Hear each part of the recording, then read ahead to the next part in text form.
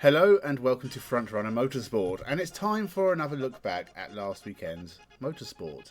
With many series around the world affected by bad weather, we got some strange results and some very normal ones.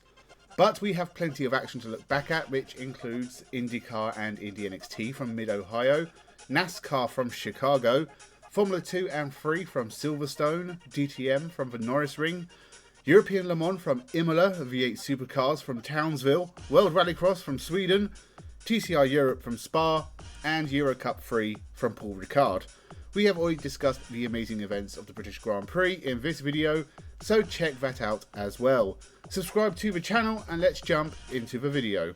Heading over to America next, IndyCar has been dominated by Penske and Chip Ganassi in 2024. The two juggernauts have won 7 of 8 races between them, with only Pato O'Ward in an Arrows McLaren taking a win at the opening round. That has to come to an end at some point, and Mid-Ohio is as good as anywhere for that to happen. We haven't seen an Andretti win since Nashville last year, where Carl Kirkwood took victory, and he'll end their winless streak here. Scott Dixon and Alexander Rossi will round out the podium, with Palau and O'Ward fighting for 4th and 5th. We start in the US of A, and of course we start with the IndyCar race at Mid-Ohio. Early drama in this one, Scott Dixon retiring on the formation lap, and one of the title contenders out before the race has even started. This was not the best IndyCar race ever. Alex Palau dominated most of the race, but a slight delay at his last pit stop dropped him behind Pato O'Ward. So Pato O'Ward won the race, his first time crossing the line first for a couple of years, but his second win this year. Alex Palau was trying hard to get him towards the end, but couldn't quite do it. Really dull race by IndyCar standards. First race for hybrid, and the jury's out on whether or not it will add anything. Alex Palau is pulling away in the championship. Even that is kind of dull. On to Indy NXT, which has been dominated by Lewis Foster of late, but Kyle Collette has been right behind him, and will finally take his first Indy NXT win ahead of Callum Hedge and Jacob Abel, with Lewis Foster and Jamie Chadwick a few places back. I hope this happens, or Lewis Foster is going to run away with this championship, and that's just not as fun for me. We also had Indy NXT, and was it any better than its IndyCar big brother? Well, not for Jordan Missig and Bryce Aaron, who both crashed out at corner 1. Not for the first time either have crashed out in 2024. Kyle Collette led Louis Foster and Jacob Abel, so the title protagonists were all out at the front. By midway, the gaps were spreading between cars, except for Foster closing on Collette. But it finished like that by the second half of the race. No one was really close to anyone else. So Kyle Collette took his first win, Callum Hedge was 4th, and Jamie Chadwick climbed to 10th after being delayed at the start by the Missig-Aaron crash. Boring race, but maybe it's just Mid-Ohio. Maybe it's not a very interesting track. Rounding out America, NASCAR returns to Chicago, and whilst I'd love to see Shane Van Gisbergen win again, I don't think it will happen. Chris Buescher is my choice. As usual, picked out of a hat, but he did alright at Sonoma. Maybe he can win at Chicago. Let's round out America by looking at the NASCAR race from Chicago. A lot of similarities to last year. Shane Van Gisbergen led, and it was raining. Was it just raining everywhere this weekend? The rain made it a very tricky race. Bubba Wallace had a spin, then Chase Briscoe had a spin, taking out Shane Van Gisbergen in the process. Last year's winner and the best road driver in the field, out. The red flag came out soon after as the weather got worse. It did eventually get restarted and the cars kept crashing. Kyle Larson was next, burying his shame deep in the tyre barrier. Then Josh Berry went off, as did Chase Briscoe again. Austin Dillon also had a small kiss with the barrier, just as cars went back onto slicks. We were still in stage 2.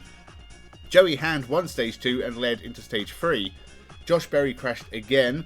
A lot of these names are starting to repeat. Chase Briscoe went off again, and now there are only a few minutes on the clock. Christopher Bell got turned into the wall, Denny Hamlin got turned around, and that was it for the damage done.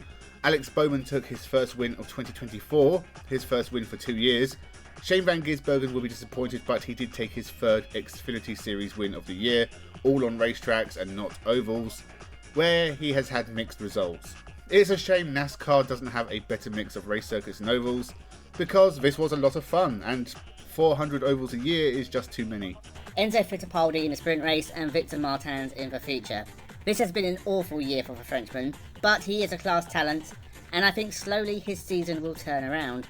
Formula 2 from Silverstone, and the sprint race was damp. Andrea Kimi Antonelli led the way, and his victory was given away by Martin Brundle at the end of qualifying. Thanks, Martin. Hopefully the race would be an exciting one despite the spoilers. Whilst his teammate was leading, Ollie Behrman was in the wars again, damaging his front wing and falling back through the field. Just a couple of laps in and the rain got worse, but everybody was being sensible. Juan Manuel Correa spun and the red flags did come out with the rain pouring down. It wasn't long before our next incidents, and this one had massive championship implications. Both Campos's of Pepe Marti and Isaac Hadjar were out, and so was Paul Aaron. 1-2 in the title race, out on lap 8. Marti made contact with a slowing Aaron, whilst Hadjar had a moment on his own. After another restart, future Haas Formula 1 driver Ollie Behrman went off at Copse and fell down to the back, and whilst Victor Martins was driving well, he couldn't get any points here because Zach O'Sullivan turned him round. This was an exciting race with Gabriel Bortoleto passing Maney right at the end after a great battle, but losing the place because it was off the track. But of course, Andrea Kimi Antonelli took his first Formula 2 win. Isaac Hadjar was on pole for the feature and was hoping for a better day too. Victor Martins led from Ollie Behrman at the start. Andrea Kimi Antonelli had the exact opposite race to the sprint. He retired not long after the start. Safety car for that, then another for the stranded Joshua Dirksen in the gravel. So Isaac Hadjar won, and with Paul Aaron out of the points, takes the championship lead. As for the title contenders, it'll be an okay weekend for Hadjar, but I think this is where the wheels will fall off for Paul Aaron. Not literally like Frederik Vesti at Zandvoort, but the tides are turning on the Estonian, and he's going to have to endure a pointless weekend. I said this would be a bad weekend for Aaron, and it was. No points, and he's lost the lead in the title race. His biggest issue, he doesn't win races, and that needs to change in the second half of the season. Christian Mansell will win the sprint race, and Alex Dunn will win the feature. This weekend won't have a massive effect on the championship, and the top 7 will still be within touching distance of each other. We also had Formula 3 at Silverstone. Very, very wet, delayed start, but we did eventually get underway in the evening. It was a dry race, but there was still action. Max Esterson and Oliver Gerfer collided. Lots of damage to both cars and a safety car. It was not a good day to be a championship leader at Silverstone. Max Verstappen damaging his car in qualifying, Paul Aaron hit by Marti in Formula 2, and now Luke Browning was kiboshed by Tim Tranmitz.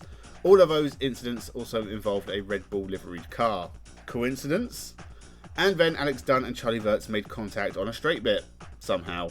Arvid Lindblad won the race ahead of Noel Leon, Matthias Zagazeta and Callum Voisin, with only a couple of the top 10 in the championship finishing in the points. Luke Browning was on pole for the feature. The weather was desperate to spoil things again. A lot of cars dived into the pits before the start to change tyres, so it was a half-empty grid that left the line. Callum Voisin was one of the 2 who started on slicks and was hoping it wasn't going to rain.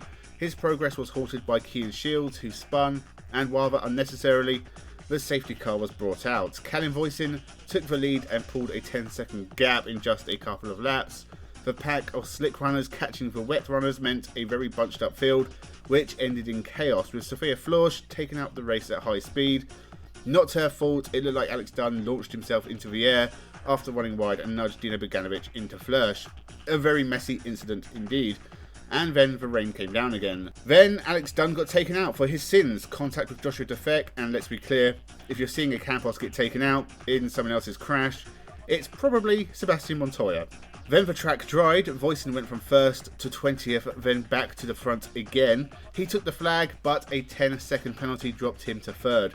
That gave Arvid Lindblad the win, and the first ever driver at this level to win both races in a weekend. Gabriel Mini and Luke Browning scored okay points, meaning the title race is very close. Mini is ahead of Lindblad and Browning, 7 points separate them. This was such a crazy race. Tommy Smith finished 4th, and Petr Wisnicki finished 5th.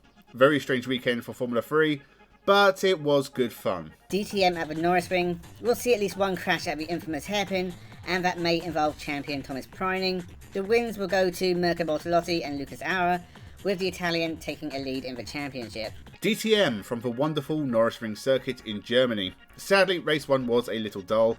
Everyone held off their pit stops for as long as possible due to the threat of rain, and we didn't get many battles on track. The rain started to come down just as the last of the pit stops started, and Jack Aitken, who had been leading for the whole race up to this point, lost that lead to Sheldon van der Linde. It started to rain harder and everyone pitted by a couple of brave explorers, one of which was Rene Rast, who now led with 20 seconds over Sheldon van der Linde, and it looked like a masterstroke as the rain stopped. We had a fantastic 5-car battle for third. I'm amazed no one hit each other. Luca Engstler took the final podium place in the end on his slick tyres, but it was the genius of 3-time champion Rene Rast that led him to victory from Frank Pereira. Race 2 was very similar, not a whole lot of overtaking. Nicky Tim won his first DTM race ahead of Mara Engel and Mirko Bortolotti. A late safety car gave us some overtakes from Thomas Preining, but not much else. Mirko Bortolotti takes the championship lead, but this was a little disappointing from the Norrisring. I blame the weather. Round 3 of European Le Mans with the 4 hours of Imola. Inter Europol are having a great 2024 and they were leading at the end of the first hour. We had a very clean first hour, with the Nielsen Racing car being the first off and bringing out a yellow. That seemed to open the door for everyone else to start crashing. The Formula Racing Ferrari was next off. 10 minutes later, one of the Cool Racing LMP2 cars collected an LMP3 and went off. Traffic was being problematic, and then the other Cool Racing car spun, whilst in third place. Not a very cool day for Cool Racing. It actually got worse. Paul-Loup Chatin had a big off with the DKR LMP3 car, and they were out. There was a late off for Bent Viskel in the Proton competition car, but it wasn't enough to stop Panis Racing winning, but they got a penalty, so AO by TF1. A first win of the year for Louis Delatraz, Robert Kubica and Johnny Edgar, but the best battle of the race was the fight between the GT cars. The fight for the GT win was between the Iron Dames Porsche and the Spirit of Le Mans Aston, fighting to the end, and a great win for the Dames, with Euro International winning in LMP3. This was a great race, especially the last hour, which was pretty crazy. Battles going on in every class. European Le Mans, Vector Sport have a very impressive driver lineup, and it's about time they proved it by taking the win. GR Racing Ferrari in the GT class and Team Virage in LMP3, if anyone cares. Vector was second, Team Virage was second, and 7th for GR Racing. Close. I was close. Supercars at Townsville and Will Brown and Brock Feeney will share the wins. I'm struggling to be interested in the V8 Supercars in 2024, if I'm honest. V8 Supercars from Townsville and the Supercars have hit hard times. The racing really hasn't been that interesting.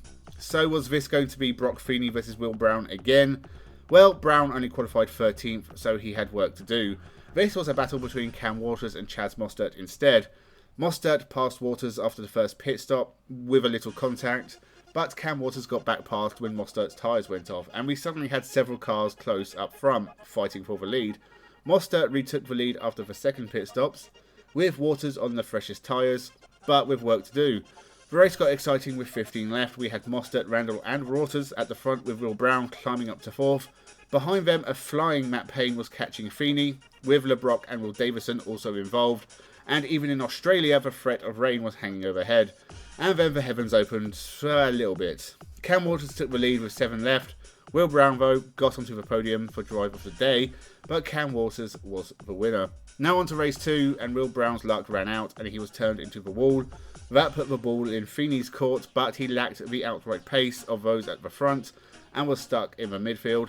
Cam Waters led once again from a game Tom Randall. This race was pretty dull compared to race 1, and in the end, Matt Payne won the race. He is one of the best young drivers out there, and I think he could follow the likes of Shane Van Gisbergen and Scott McLaughlin in outgrowing supercars and heading to America.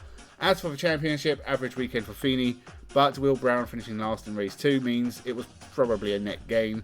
These were more interesting races without Triple Eight dominating. World Rallycross, and it's nearly impossible to look past Johan Kristoffersson, but as the focus will be on electric versus ICE, I'll say Kevin Hansen will win one and Kristoffersson the other. World Rallycross got underway in Sweden. Sadly no snow, but plenty of gravel and rain. Clara Anderson was leading after the first 2 heats, so already it was a topsy-turvy start to the season. She even went and won her semi-final, and that meant front row in the final itself. She even beat both Hansen brothers and her teammate Gronholm. Unfortunately for her, Johan Kristoffersson won the second semi really easily, with 3 Volkswagens making it to the final. Kristoffersson unsurprisingly won, but Clara Anderson did hold on to second. The Hansen brothers colliding for the second time that weekend, possibly costing themselves in the process. Day 2, and it was raining heavily, which was a fun new element for everyone to deal with. Semi-final 1 and everyone except Kristoffersson went off. Timmy Hansen in particular did not have a great weekend. Luckily for him, Anthony Pelfrane also span, as did Sondre Avin. Kristoffersson dominated with Veiby and Timmy Hansen going to the final. Nicholas Grönholm won a very wet Semi-2, and the final was set with only a couple of petrol Volkswagens against 4 electrics. Johan Kristoffersson won easily. Petrol is better than electric. No take-backsies. Ruben Volt and Aurelien Comte will take the wins in TCR Europe. Franco Girolami will join both drivers on both podiums, and the 3 of them will be the ones fighting for the TCR Europe Championship with only a few rounds left. And finally, Euro Cup 3. Could be anyone. So let's go with Megan Gilks' younger brother Nicholas and Christian Ho. For some reason I can't find the TCR Europe races. Ruben Volt won one of them, and Ignacio Montenegro took his first win in the other. Comte and Girolami on the same points of the championship lead. And so finally we have the Euro Cup 3 from Paul Ricard.